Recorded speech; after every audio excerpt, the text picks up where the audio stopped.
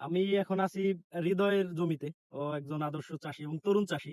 ওর মুখ থেকে শুনবো যে এই জমিতে কি ধরনের সমস্যা ছিল। হৃদয়, একটু বলেন তো যে কি অবস্থা? মানে ১ম এ যখন আমি একটু বাইরে টাকা নেওয়া। দেখাইছিলাম, হুম। তখন আরকি বুড়ো অবস্থা মানে বইতে আসতে মন চাইত না। বুঝছো? মানে এমন খারাপ ছিল। মানে পাশ দিয়ে যাইতো যে কি বইতে কি ওষুধ দিছিলা বা কি এমন হইছে কেন? মানে অন্য ঠিক আছে কিন্তু এই বইটা একেবারে মানে খারাপ ছিল। তারপরে বাইরে আরকি সবকিছু বলি, ছবি তুলে এনে দেখাই। তারপরে ভাই আমার আরকি ওষুধ দিল। দেওয়ার পর একটু মানে ভালো হয়েছে। তারপর বাইরে আবার নিয়ে আসলাম যে দেখেন তো আর কিছু দেওয়া লাগবে কিনা। এখন ভাই আরকি যা দেয় আরকি তাই আবার দিতে এখানে হয়। নিমাটোড সমস্যা ধরা পড়ছে। এই নিমাটোড আসসালামু আলাইকুম রাহমাতুল্লাহ। আহ, আজকে দোকান থেকে বের হয়ে আসছি মেহেরদিয়ার চকে, কারণ একটা অনুরোধ ছিল যে ভাই জমিটা আপনি একটু যাই দেখবেন। তো এই জমিতে যখন একেবারে পানি কম থাকে ওই টাইমে কচুরি এবং হেসি ছিল, মানে স্যাঁতসেঁতে অবস্থায় 2,4-D ব্যবহার করা, মানে বেশি পরিমাণ ব্যবহার করা ছিল। যার কারণে এই জমিতে যখন পেঁয়াজের চারা রোপণ করা হয়েছে তখন এই চারাগুলো দেখেন জায়গায় জায়গায় বসে গেছে। এবং প্রাথমিক যে প্রাইমারি লেভেলের যে ট্রিটমেন্ট আছে এটা আমি করেছি। এবং এখানে আজকে আবার আসছি দেখতে যে চারাগুলা মোটামুটি একটু ফিডব্যাক দিছে, মানে ভালো। এখানে যাদের এই ধরনের সমস্যা সবাই একটু খেয়াল করবেন যে আমি এখানে 300 ইসির ওষুধ অর্থাৎ প্রপিকনাজল এবং ডাইফেনাকনাজল যে কম্বিনেশন গ্রুপ আছে, এই কম্বিনেশন গ্রুপ এবং এর সঙ্গে যেহেতু পচনে খুব ভালো কাজ করে সাইমোক্সানিল এবং ম্যানকোজেব দেওয়া যে কম্বিনেশন গ্রুপ আছে, এখানে সাইনিল এবং 300 ইসির ওষুধ ব্যবহার করাইছিলাম। এবং এটা আমার আওতায় ছিল না, এটা ভিন্ন একটা দোকানের আওতায় ছিল। ওনারা ওইভাবে করে দেওয়াইছে যে 2,4-D দেওয়ার পর পর সাথে সাথে হচ্ছে পেঁয়াজ রোপণ করেছে, মানে 5 থেকে 7 দিন পরেই। যার কারণে এই সমস্যাটা হচ্ছিল যে গোড়া থেকে পচে যাইতেছিল। তো কোনোভাবে এটা একটু কভার হয়েছে। দেখি এদিকে আসো, আমি একটা পেঁয়াজ খুঁজে দেখাই যে এখানে এখন কি ধরনের সমস্যা আছে, আমরা একটু দেখতে চেষ্টা করবো ইনশাল্লাহ।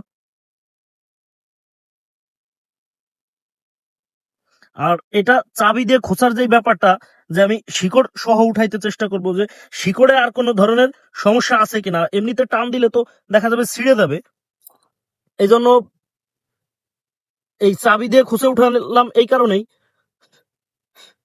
দেখেন এটা হচ্ছে শিকড়ে, দেখেন খালি একটা দুইটা সমস্যা না, এই জমিতে আরো সমস্যা আছে। সমস্যা কি? এই দেখেন গিট বাঁধাই ফেলছে। শিকড়ের গিটটা কি দেখা যায়? হ্যাঁ। শিকড়ে দেখেন এই যে গিট বাঁধাই ফেলছে, দুই একটা না, অহরহর জায়গাতে গিট আছে। তার মানে এই জমিতে নিমাটোড আছে। আর যতক্ষণ পর্যন্ত এই জমিতে নিমাটোড থাকবে ততক্ষণ পর্যন্ত এই জমির আপনি যত ধরনের খাবার দেন এটা রিকভার করা কখনোই সম্ভব না। যদি নিমাটোড নাশক দিয়ে এই নিমাটোডকে আপনি দমাইতে পারেন, তারপরে আপনি যে খাবার দিবেন দ্রুত খাইতে পারবে। এখানে আমি একটা উদাহরণ দিই যে মানব দেহে যখন পরজীবীর আক্রমণ বেশি আসে তখন আপনি যত ধরনের পুষ্টি উপাদান আপনি আপনার শরীরে নেন না কেন, এটা কি কাজে দিবে? দিবে না। তো এখানে সায়েন্টিস্ট যারা আছে, যারা ডক্টর আছে, এনাদের সাথে আপনি মানব দেহে নিয়ে আলাপ করেন, ঠিক আমার মতোই সেম কথাটাই বলবে। তো আমি যেহেতু ওই ওই ধরনের সায়েন্টিফিক কোনো লোক না, আমি কৃষি কাজের সাথে সম্পৃক্ত, মানে আমি একজন কৃষক। তো কৃষকের অভিজ্ঞতার জায়গা থেকে আমি এটা আপনাদেরকে বলতেছি। যদি কোনো জমিতে দেখেন যে এইভাবে ঝিম মেরে বসে আছে, গাছ বাড়তেছে না, দ্রুত এই ট্রিটমেন্টটা করবেন এবং এই গাছের শিকড় উঠাই দেখবেন যে এই দেখেন এখানে কয়েক জায়গায় গিট বাঁধাইছে, মানে এর ভিতরে জীবাণু আছে, হাজার হাজার রকমের জীবাণু আছে। তো আপনি এই জমিতে ট্রাইকোডার্মা ব্যবহার করতে পারেন, জীবাণুনাশক। যেগুলা ক্ষতিকর জীবাণু আছে এগুলা চলে যাবে। এবং ট্রাইকোডার্মার আরো একটা বিকল্প দিক আছে। ট্রাইকোডার্মা নির্দিষ্ট একটা কলোনি তৈরি করতে পারে। এই কলোনিটা কি? একটা সীমানা। ট্রাইকোডার্মা একটা সীমানা তৈরি করতে পারে।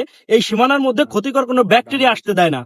এবং আহ, যেটাই আপনার ক্ষতিকর আছে ওটা চলে যাবে, বাকি উপকারী যেটা এটা থেকে যাবে। এটা ট্রাইকোডার্মার একটা ভালো দিক। এবং এই জমিতে যেহেতু নিমাটোড সমস্যা, নিমাটোড কিন্তু ট্রাইকোডার্মায় যাবে না, এটা কেউ আপনাকে দিতে পারবে না। নিমাটোড নাশক হিসাবে যে কার্বোফুরান আছে, এই কার্বোফুরান ব্যবহার করতে পারেন। সেমকোর রাগবি আছে, কেডুসাফস, এই কেডুসাফস ব্যবহার করতে পারেন। কেডুসাফসের যে গ্রুপ, এই গ্রুপের আরো একটা উপকার আছে। এই উপকারটা হচ্ছে আপনি যখন কেডুসাফস ব্যবহার করবেন, এটা পাকস্থলী স্পর্শক। কোন পোকার নাকে যদি এই গ্রুপের গন্ধ যায় তখন পোকার হৃৎপিণ্ড ফেটে যায়। এটা পাকস্থলী স্পর্শক। বাকি আপনি যদি এই ধরনের কিছু না পান বা কষ্ট বেশি আসে, তাহলে আপনি ইমিডাক্লোরাপিড, যেটা তরল ইমিডাক্লোরাপিড, এটাকে নিবেন।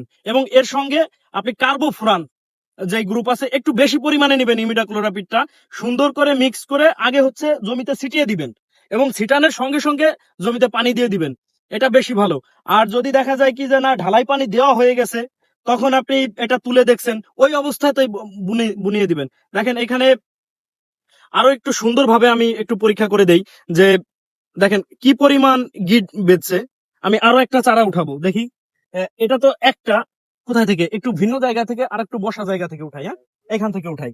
এদিকে এদিকে আসেন।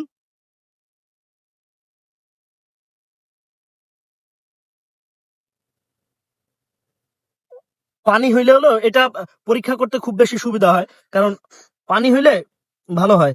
দেখেন এটাও তাই। এই যে এই যে এই যে গিট বাঁধাইছে, এই দেখেন এই দেখেন কি পরিমাণ, কত বড় বড় এক একটা গিট বাঁধাইছে। এই যে এটা হচ্ছে কৃমির আক্রমণে হয়, যেটা আমরা নিমাটোড বলি। এই যে কৃমির আক্রমণ, তো এই কৃমির আক্রমণ গুলা আপনাকে আগে বুঝতে হবে। এই জন্য আজকে আমি হচ্ছে আহ, এই সরজমিনে আসা, যে এটা যদি আমি প্র্যাকটিক্যাল ভাবে দেখাইতে পারি তাহলে অতি